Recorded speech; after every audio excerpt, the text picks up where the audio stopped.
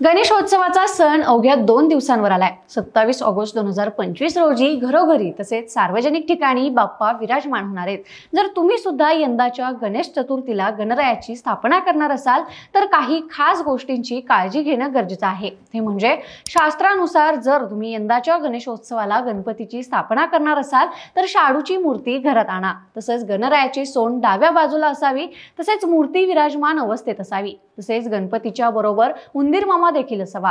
गणपतीची मूर्ती स्थापन केल्यानंतर मूर्तीची जागा जागेवरून हलवू नका। एकदा मूर्ती विराजमान केल्यानंतर थेट विसर्जनाच्या दिवशीच तुम्ही मूर्ती हलवू शकता।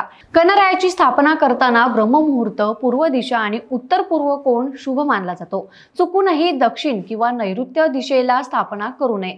जितके दिवस गणपती घरी विराजमान आहेत तितके दिवस संध्याकाळ सकाळ त्यांची आरती करावी, तसेच नैवेद्य दाखवावा। तसेच जितके दिवस बाप्पा घरी विराजमान आहेत तितके दिवस घर कधीच एकटं सोडू नका। तसेच स्थापनेच्या जागी अंधार ठेवू नका। या कालावधीत रोज साफसफाई करा। बाप्पाला घरी आणताना किंवा मूर्ती खरेदी करताना मूर्तीला कुठेही तडा जाणार नाही या गोष्टींची विशेष काळजी घ्या।